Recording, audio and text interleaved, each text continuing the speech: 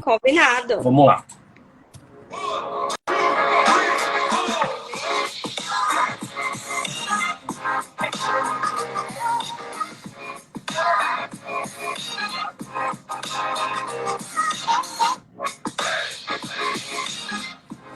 Fala galera do Litoral Podcast, mais um podcast sendo gravado aqui nas nossas lives no Instagram. Para você que está ouvindo aí no Spotify, Deezer e outras plataformas de podcast e gostaria de assistir, ver o vídeo dessa gravação desse podcast, pode correr lá em Podcast Litoral e acompanhar a gravação desse podcast. Fique à vontade e sente-se à vontade aí conosco. Hoje nossa convidada é a doutora Giovana, ela que é médica psiquiatra, vai abordar um tema muito importante nessa live extraordinária que é do Setembro Amarelo.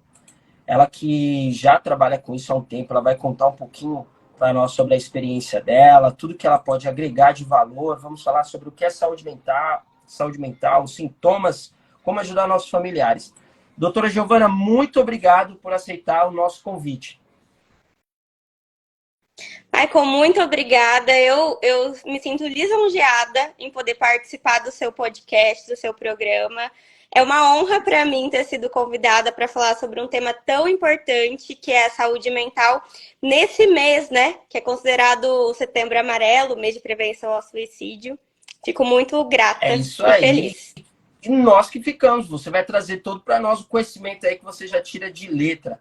Doutora, só para a gente contextualizar, conta para nós um pouco da sua formação, na sua especialização, para entendermos que aqui é uma autoridade. Nós vamos pegar papel e caneta e anotar o máximo de informação possível.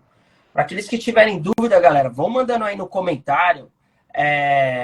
Nossa equipe vai tentar separar algumas. Eu já recebi durante a semana algumas perguntas, já estão aqui. Algumas elas já têm também e nós vamos conseguir responder todas, tá bom? Doutor, então, fala um pouquinho pra gente aí sobre sua carreira, sobre sua autoridade, sobre toda a sua jornada. Tá bem. Meu nome é Giovana Queda Toledo. Eu sou médica há 5 anos, formada pela Faculdade Ceres de São José do Rio Preto. Entre 2022 e 2023, fiz a pós-graduação pela Faculdade Sembrap em Psiquiatria Geral. E atualmente é com quem eu trabalho, certo? E vamos ver se eu posso trazer um pouquinho da minha experiência para vocês aqui. Com certeza. Doutora, e essa parte, e como é que você foi parar justamente nessa área da psiquiatria? Conta para nós aí.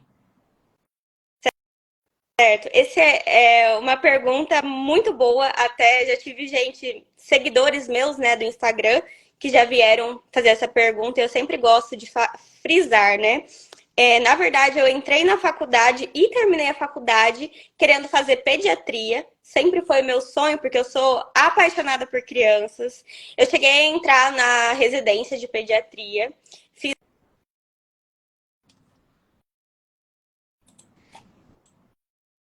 Tá conseguindo me ouvir?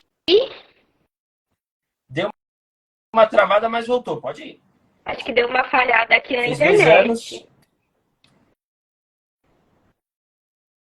Tá conseguindo me ouvir?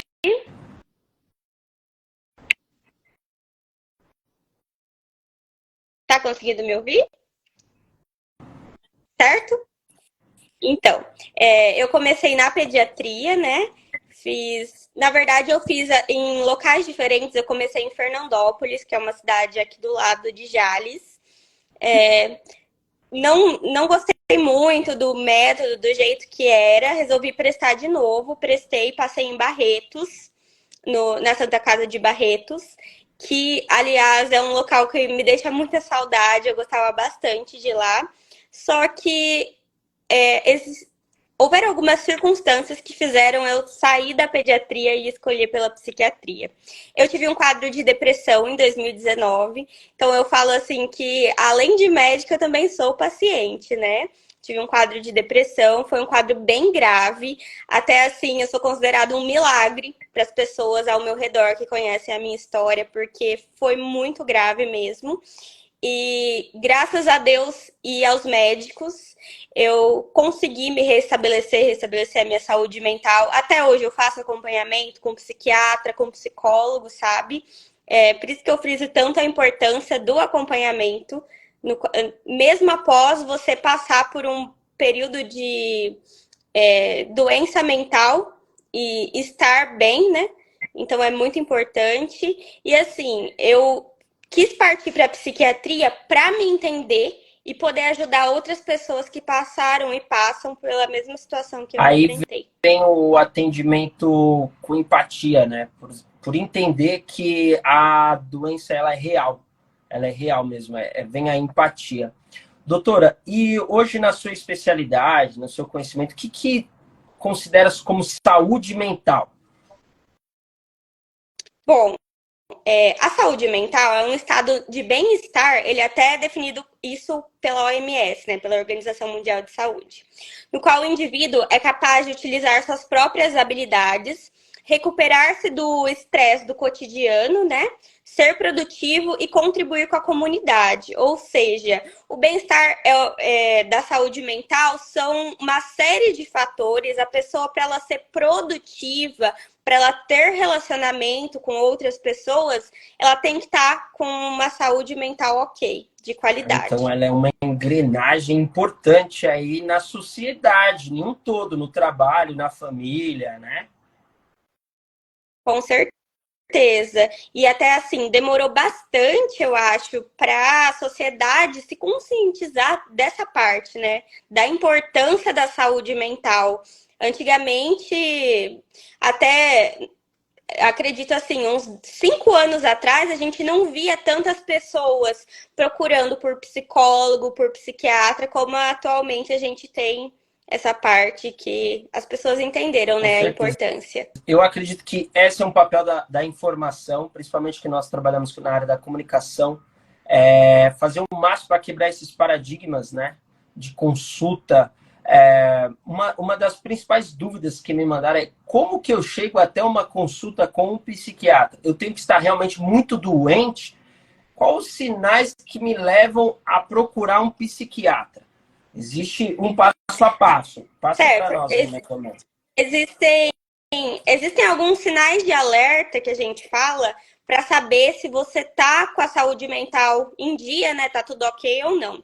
Então, por exemplo, quadro de tristeza. Existe a tristeza normal, né? Porque a gente oscila durante o dia a dia, durante a nossa rotina. Tem dias que a gente tá um pouco melhor, dependendo de determinadas circunstâncias. Tem dia que a gente não tá tão ok. Só que passar semanas, meses num humor muito debilitado, muito para baixo, deprimido, ou semanas ou meses que você fica muito eufórico.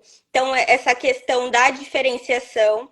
Existem pessoas até que oscilam no dia. Existe também um transtorno de personalidade, borderline, né? Que a pessoa oscila no dia, tá muito bem, muito feliz, de repente tá muito triste, muito irritada, muito nervosa. Comer muito ou comer pouco, né? Uma alteração, a pessoa que tem compulsão por alimentos, ou mesmo que chega num nível de anorexia, que para de se alimentar. Quando você se afasta das pessoas e das atividades habituais, é até interessante que a gente fala que a pessoa que ela não tá com uma boa, a gente percebe que ela não tá bem da saúde mental quando ela não consegue trabalhar ou estudar e quando ela não consegue manter relações com outras pessoas, né? Ter pouca ou nenhuma energia, ou, por exemplo, assim, as pessoas que passam o dia inteiro ou a noite inteira com muito sono, que é o quadro de hipersônia, ou também pessoas com insônia para procurar, né, um psiquiatra, sentir dores inexplicáveis pelo corpo, que já entra na parte da depressão ou da fibromialgia, fazer uso de tabaco, de bebidas alcoólicas em excesso, fazer uso de drogas, né? Entre outras coisas, assim, eu acho que basicamente vai para essa parte de você avaliar. Eu estou no meu normal ou tá além do meu normal? Pelo que eu Entendeu? percebo, doutora, é os extremos, né? Quando nós temos os extremos dos polos dos nossos sentimentos, é um sinal de falta de saúde mental, mais ou menos, é isso? Mais ou menos Se eu estou isso, muito isso. triste por um longo período, é um sinal de alerta. Se eu estou muito isolado por um longo período de tempo, é um sinal de alerta para ficarmos atento a nossos familiares, nossos amigos, a nós mesmos, é isso, né? Isso. Se tá muito eufórico, que pode ser um quadro de mania do transtorno bipolar. Se tá ouvindo coisas que não existem, que seriam as alucinações auditivas, vendo coisas que não existem, ou até mesmo acreditando que são os delírios, né? Em situações ou ideias que não Entendi. existem. Também são sinais para Para procurar procurar ajuda, né? ajuda. Agora, eu, Outros Outros sinais e sintomas são pensar em machucar a si mesmo ou aos outros, que é o quadro de automutilação, tá? E pensamentos de morte, né? é aí onde chega o nosso tema, né, de Setembro Amarelo. É quando a própria Sim. mente ela começa. Já houve atendimento, doutora, que você atendeu o rapaz ou a moça e você viu aquele quadro que iria pender para um suicídio, e aí você falou, papai, mamãe ou parente, já houve um caso assim, e você conseguiu converter ou infelizmente perder, a gente infelizmente está disposto a tudo. Tem alguma experiência semelhante a essa? Sim, eu tenho experiência de pacientes que entram às vezes no meu consultório com ideação suicida, né? A pessoa chega e principalmente planejamento, a pessoa fala, olha, eu tô planejando. É, tive, graças a Deus, sucesso, né, de conversar com os familiares e falar, não, esse é um caso de internação psiquiátrica, esse paciente precisa estar sendo monitorado por profissionais como enfermeiros, psicólogos, terapeuta ocupacional e psiquiatra, precisa ficar num centro onde ele seja observado 24 horas por dia, que daí é o caso da internação, o paciente vai internado, fica um período lá até ajustar a medicação, porque dentro do hospital psiquiátrico, a pessoa ela não vai conseguir fazer, né, ter sucesso com a questão do suicídio. E a respeito de perder pessoas, eu perdi um familiar. Eu tive um primo de 19 anos, muito próximo meu, em 2019, mesmo ano que eu fiquei Um monte de doente, coisa que que ele aconteceu. acabou, sim, ele acabou se suicidando, infelizmente. E é assim, como que eu posso falar? Eu sempre penso nele. Quando eu pego algum paciente que tem risco de suicídio, eu penso, olha, esse é o alerta. Eu conto até a experiência. Meu primo, ele acabou fazendo uso abusivo de Uhum. maconha e desenvolveu um quadro de esquizofrenia e aí foi para depressão e infelizmente aconteceu isso com ele. E assim, eu falo que é um exemplo para eu falar para os familiares, olha, existem pessoas que uma hora estão normais, outra hora acabam fazendo isso, tanto para a parte também do uso de drogas, sabe?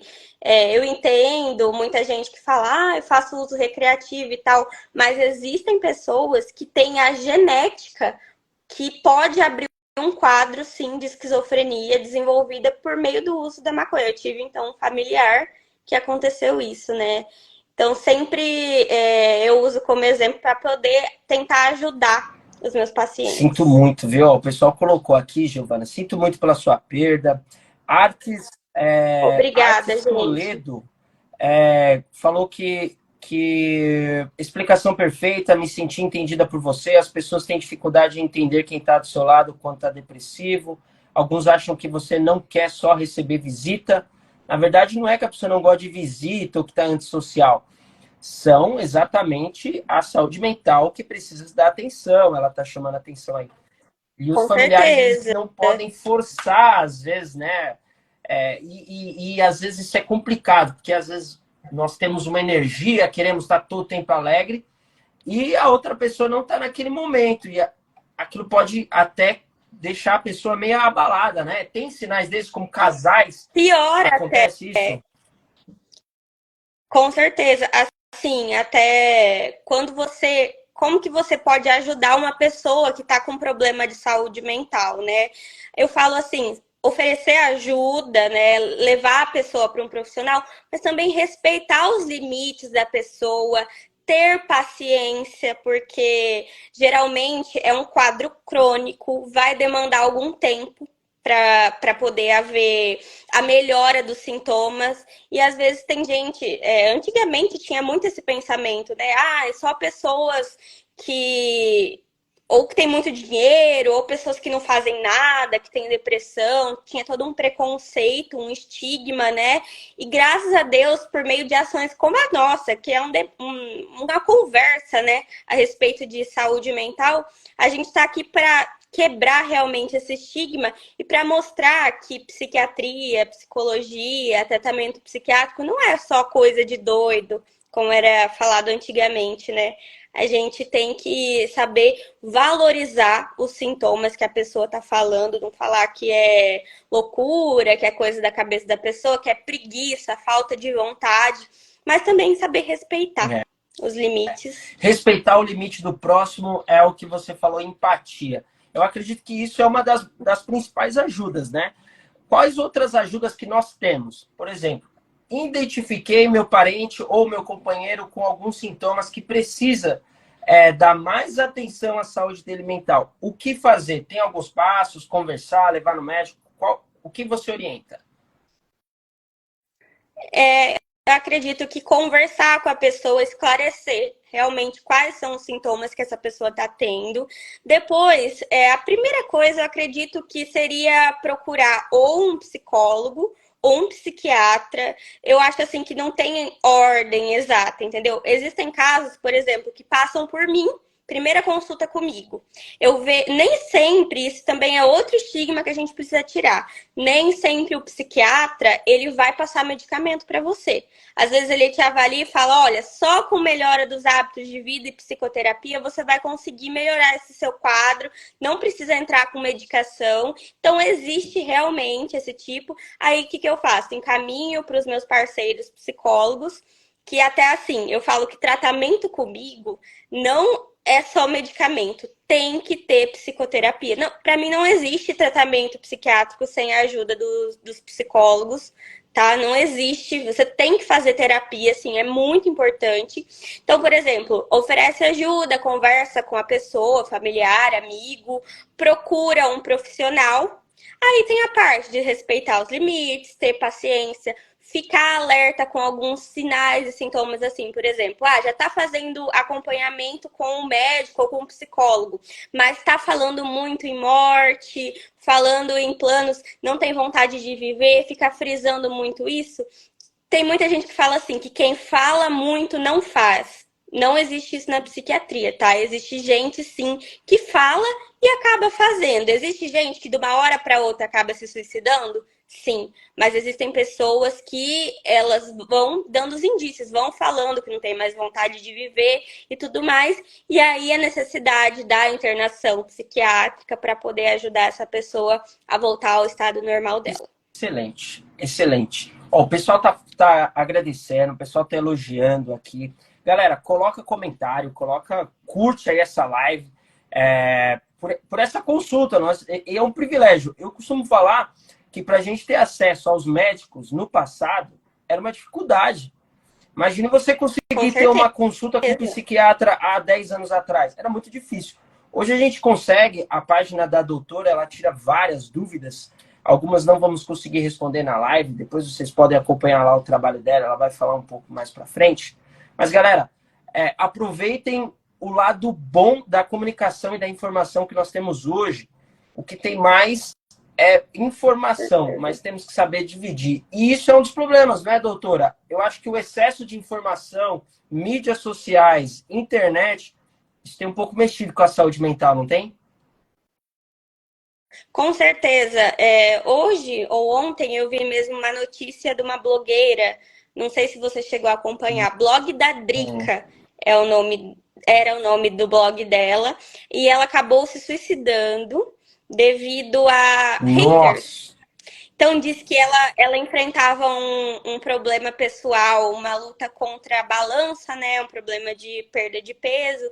Diz que existiam vários haters que ficavam atacando ela. Tiveram outros problemas pessoais, claro, que culminaram para ela acabar acontecendo isso, né? Culminando com isso.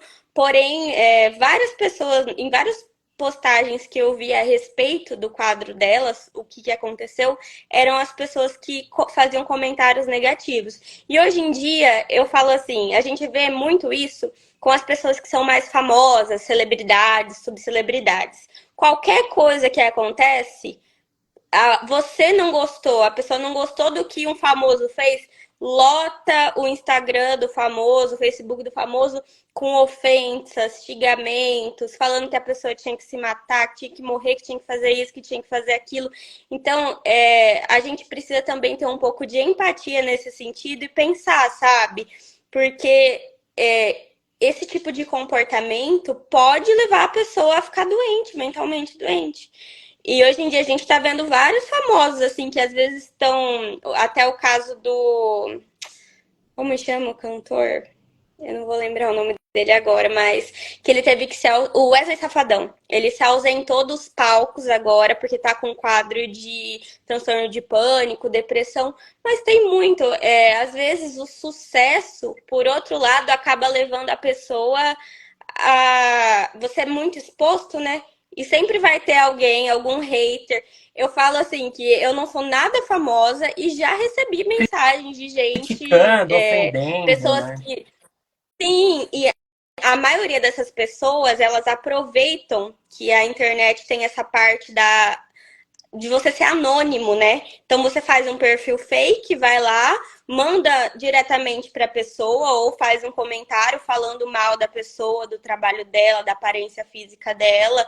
E às vezes você pensa, nossa, mas não vai acontecer nada. E sim, a pessoa se sente mal vendo esses comentários, lendo, pode culminar para um quadro de depressão, E a com certeza. depressão, ela é um dos maiores sintomas de falta de saúde mental e está em alta, né? E é algo que Com certeza. não dá para. E é uma doença silenciosa, né?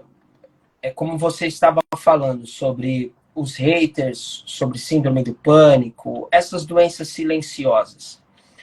Doutora, sabendo de tudo isso, como que eu consigo me blindar? Tem alguma dica? Como que eu consigo blindar minha mente, blindar meu comportamento para que essas, ou até mesmo os nossos próprios pensamentos negativos, não desçam para o coração e façam com que nós tomamos alguma ação? Certo. Então, eu falo que é um conjunto de coisas para a gente praticar a nossa saúde mental adequada, né? Começa pelos bons hábitos de vida. Eu falo que, assim, atividade física, alimentação adequada, ler bons livros, praticar os hobbies que você gosta, tudo isso já começa a ajudar. Eu não via muita diferença, assim, a questão da atividade física. Eu estava numa rotina de trabalho bem difícil até agosto desse ano, que eu trabalhava no ESF, né, num postinho de saúde, e depois atendi os meus pacientes da psiquiatria, né? Tava trabalhando em 2 locais diferentes. E eu me sentia exausta, eu chegava em casa, não tinha vontade de fazer exercício físico, não tinha vontade de ir para academia nem nada. Chegou uma hora que eu falei assim: ou eu cuido de mim para poder ajudar os outros, eu preciso ter uma saúde boa, mental e física, ou eu cuido só dos outros e vai chegar uma hora que eu vou precisar parar todos os meus atendimentos para cuidar de mim. E é até engraçado que eu vi que a Bruna, que é minha personal, tá até assistindo essa live, e mudou a minha vida. Eu falo hoje para os pacientes, vai fazer 2 meses agora que eu tô indo certinho na academia, fazendo exercício de segunda a sexta, todos os dias. E assim, não tem uma coisa melhor, sabe? Porque você tem a produção de serotonina que ajuda, sabe? Então, ajuda a melhorar o seu humor, principalmente se fizer, acredito, quem tem possibilidade, pela manhã, sabe? Você já passa um dia diferente quando você faz exercício físico. A alimentação também interfere muito. Gente que come muitos industrializados, açúcar, essas coisas, tudo isso acaba combinando, às vezes, para um quadro de compulsão alimentar, pode levar a depressão, a ansiedade e vira um ciclo. Tem gente que compara até, eu não gosto de extremos, mas tem gente que compara o uso do açúcar com vício em droga, porque é possível um possível viciante, assim, um alimento que vicia. E realmente tem que saber dosar, né? E aí eu falo a questão de você fazer os seus hobbies. Eu falo de leitura porque eu gosto muito de ler, eu sou uma devoradora de livros. Então, por exemplo, gosto de escutar música, caminhar na natureza, sabe? Ouvindo uma música, fazer uma caminhada que já faz a parte dos exercícios físicos, excelente. Agora, você assistir uma série, ver alguma coisa, sabe, que você gosta, assim, eu acho que tudo isso ajuda. E para as pessoas que podem fazer psicoterapia com psicólogo, faz total diferença, porque às vezes a gente enfrenta algumas situações no nosso dia a dia mesmo, rotina de trabalho, algumas questões, porque nem sempre a vida vai ser um mar de rosas, né? E ajuda a psicoterapia, principalmente a terapia cognitivo-comportamental, que é a que eu mais indico para os meus pacientes, ajuda você a avaliar tanto questões do seu passado, que às vezes podem se tornar um quadro psiquiátrico no seu presente e no seu futuro, como as questões do dia a dia, você saber analisar, avaliar o que está acontecendo com você e com as pessoas ao seu redor. Falou sobre psicoterapia e a psicologia, que é importante, se puder fazer, fácil. Na próxima semana, iremos convidar também uma psicóloga, ela vai estar aqui conosco, vai estar abordando um pouco sobre a maneira dela de lidar com isso também. Doutora, Excelente. não perca em semana que vem, galera. Eu não coloquei nenhum convite ainda para não misturar as datas, mas, doutora, e medicamento? Medicamento. Principalmente que é uma Certo. área que aí realmente é para o psiquiatra, quando se trata de... Existem três coisas, eu acredito. Responsabilidade, que tem que ter, porque você vai passar um medicamento. Muitas das perguntas que nós recebemos é como encontrar um psiquiatra que não acabe de vez com o meu problema de saúde.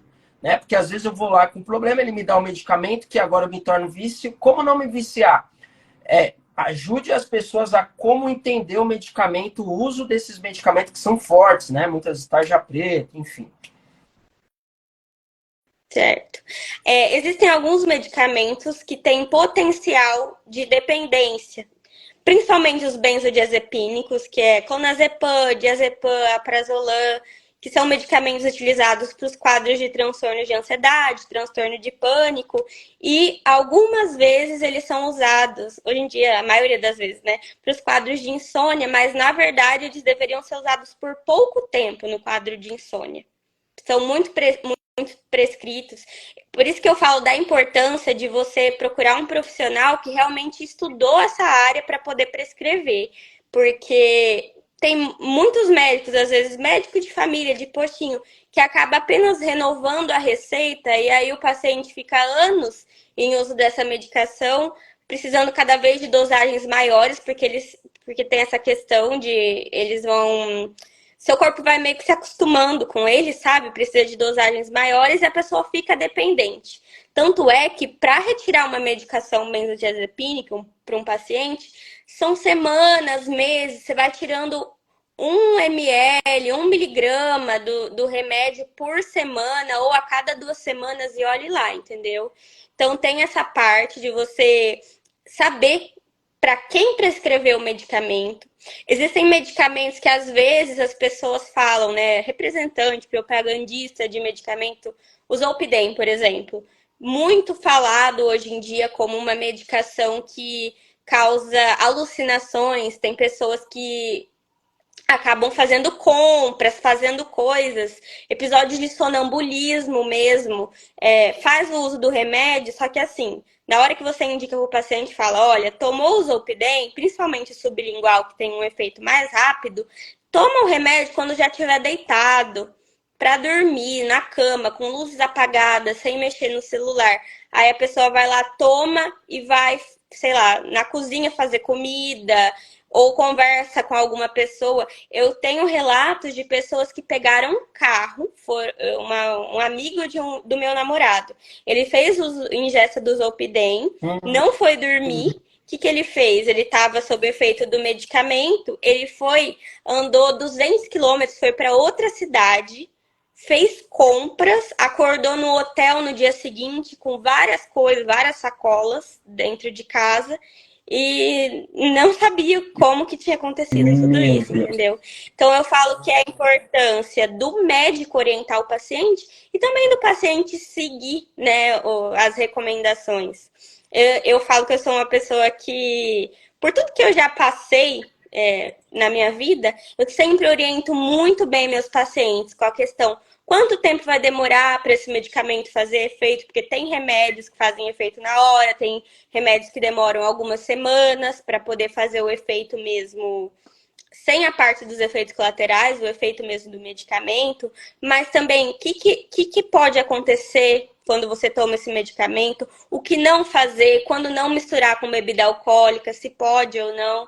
Então, tudo isso são orientações que cabe a nós, profissionais da saúde, fazermos para os pacientes. Doutora, isso que você disse é muito importante, porque pode acontecer de.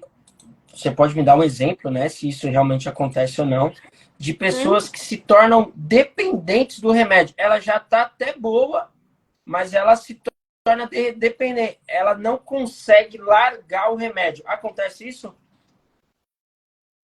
Acontece. Eu tenho relatos de pessoas até próximas a mim que, com o uso do Zolpidem, começaram assim: ah, vou tomar esse remédio. Falam que ajuda a dormir. Nem tinham problema com insônia, tá? Falam que ajuda a dormir, começa a tomar e vai tomando meses, sendo que é um medicamento que é para ser utilizado no máximo até 8 semanas durante o quadro de Nossa. insônia. Então, é um medicamento para uso na insônia aguda, né? A curto prazo.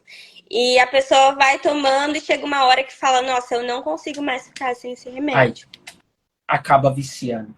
Você acredita que o uso do Sim. remédio ele tem que ser usado junto com algumas atividades físicas ou, como você disse, unir? Ah, você vai tomar esse remédio, mas se você vê uma melhora, então essa melhora você usa para você praticar exercício, para você se alimentar melhor. Existe essa combinação? Com certeza. Tem um vídeo até no meu Instagram que eu falo que são os 3 pilares do tratamento. O medicamento pode ou não existir nesse tratamento psiquiátrico. Tenho pacientes que fazem acompanhamento comigo, que eles fazem acompanhamento, por exemplo, uma vez a cada 6 meses, porque já fizeram o uso do medicamento, agora não fazem mais o uso, fazem só a psicoterapia, a melhora dos hábitos de vida, que seria alimentação e atividade física, né? E eles continuam passando comigo para acompanhar, porque existem sim quadros que retornam. Então, o paciente ele pode ter tido um quadro de depressão ou ansiedade uma vez na vida, fez uso do medicamento, fez a retirada do medicamento depois de um tempo, porque estabilizou, ficou bem, e aí ele continua passando com o psiquiatra a cada X meses para avaliar se não retorna o Entendi. quadro. Agora eu vou separar algumas perguntas que nós recebemos. Uma delas é: como vencer a ansiedade? Cara, essa aqui é a que mais teve. Ansiedade. Como identificar a Nossa, ansiedade e como lidar com a ansiedade? certo. A ansiedade é um sintoma que ele é normal, né, no ser humano.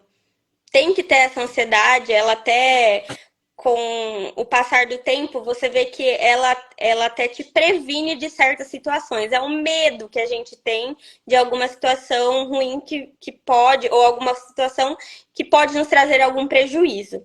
Porém, a ansiedade doença, ela traz prejuízo na sua rotina. É uma ansiedade muito exacerbada, ela pode trazer sintomas físicos, como boca seca, tontura, palpitações, que é o coração mais acelerado. A pessoa sente mal mesmo, sente vontade de vomitar, vontade de ir ao banheiro, principalmente quando está perto de alguma situação importante que possa vir a acontecer.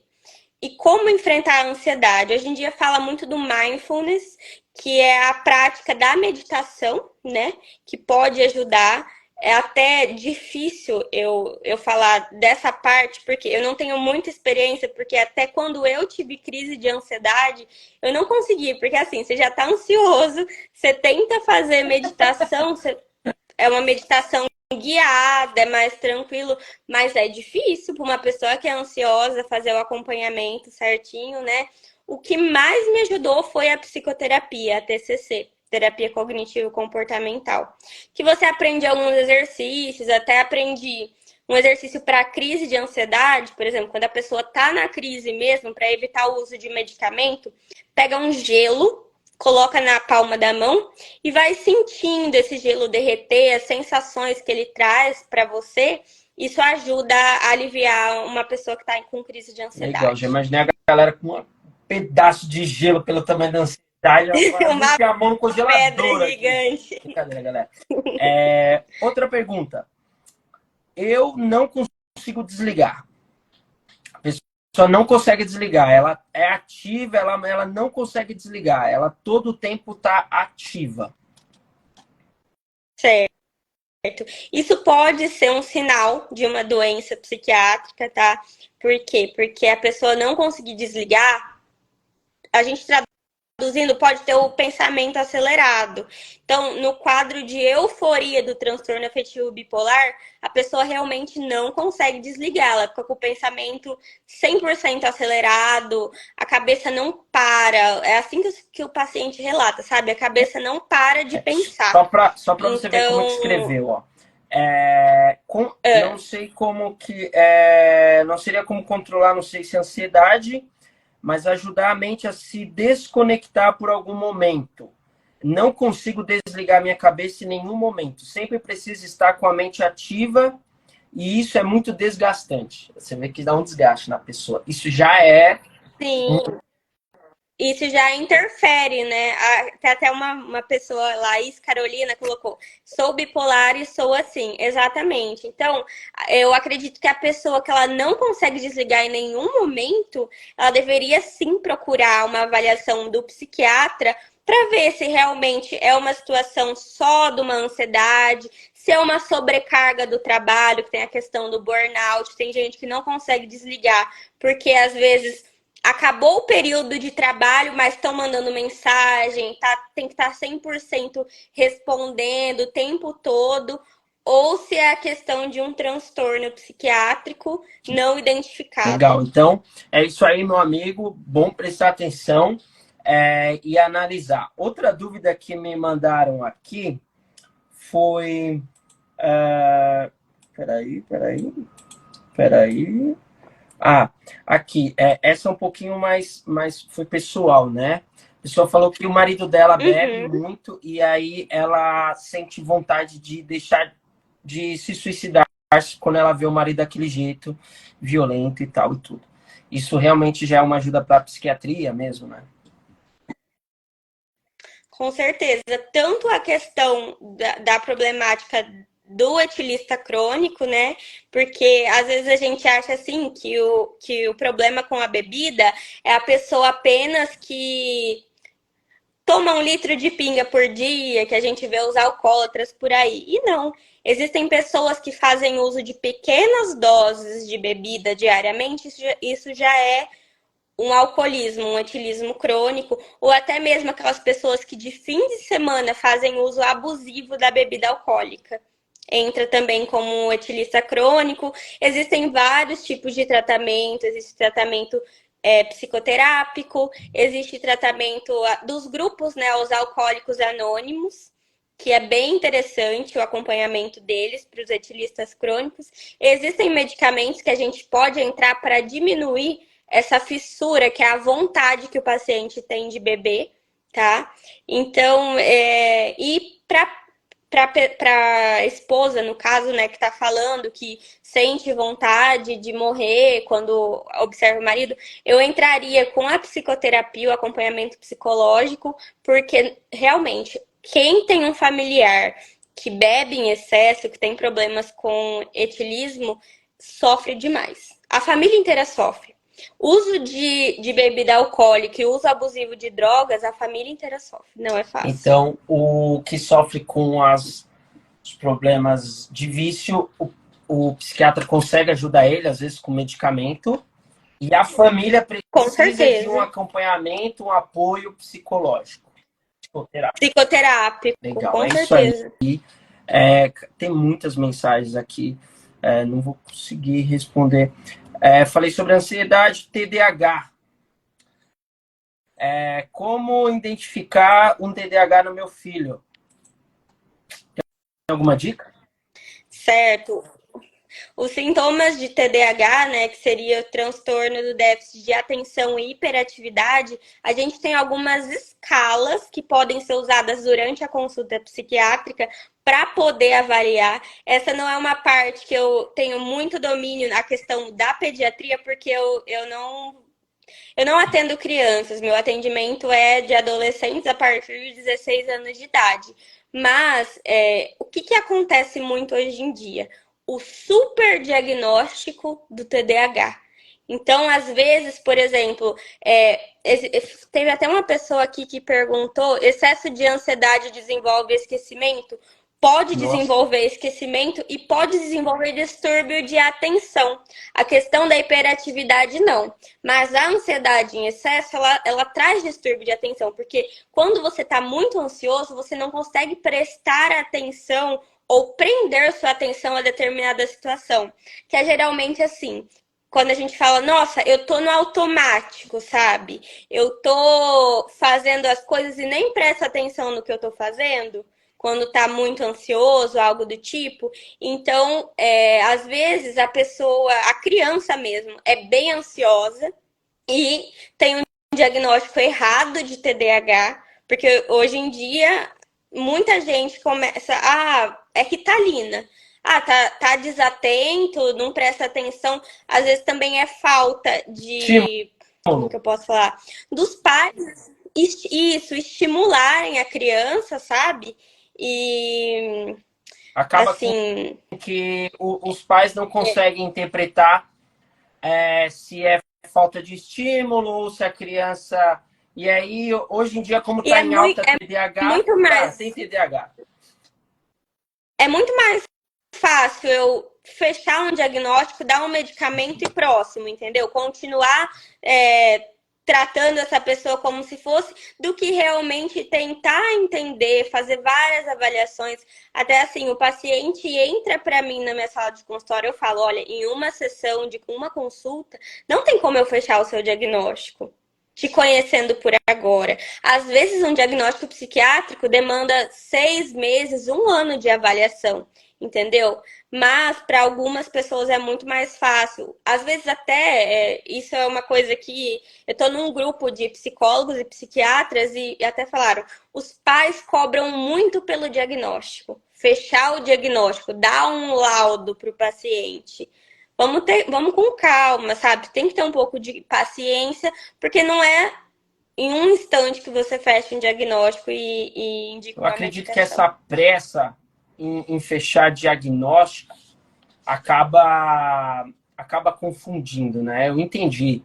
É melhor fazer algo com paciência, com calma, e você dar um laudo Com e dar certeza. uma correto, assertivo, do que passar e começar um tratamento, que se começar um tratamento errado, era melhor ter gastado tempo no laudo do que em refazer o tratamento, é isso?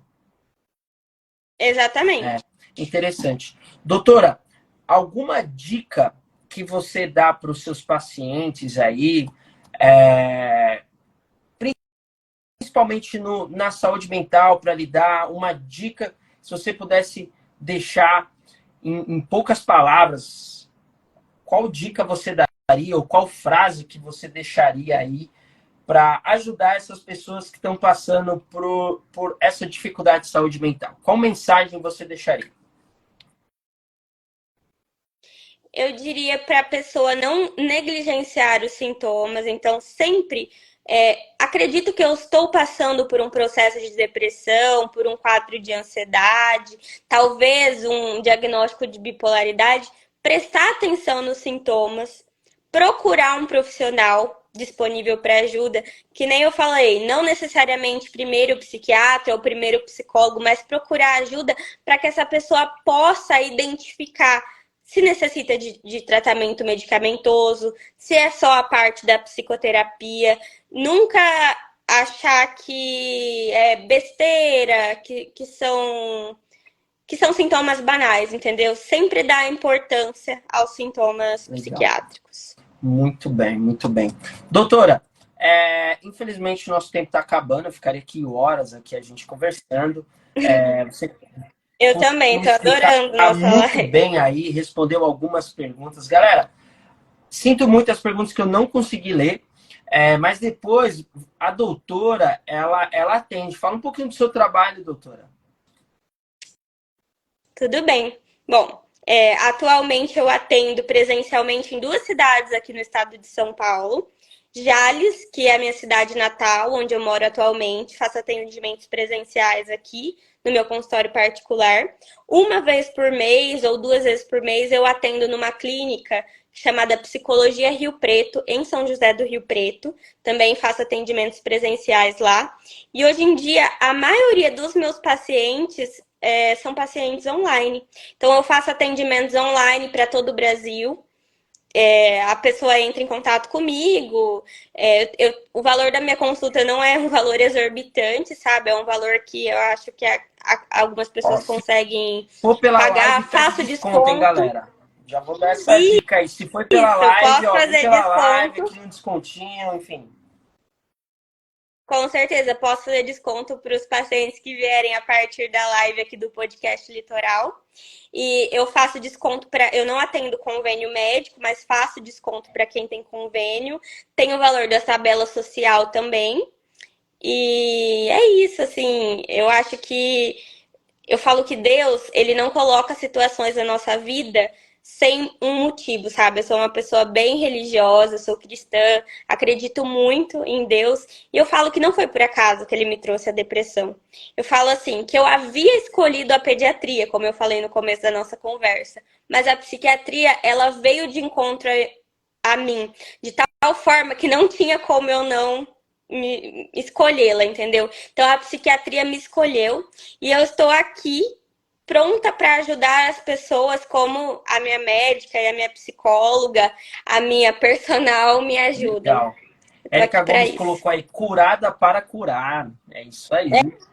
É isso, Érica. Curada para curar. Doutora, muito obrigado pelo seu tempo. A galera que quiser acompanhar a página dela, ela tira várias dúvidas lá também. Ela passa um monte de informação dentro da página dela.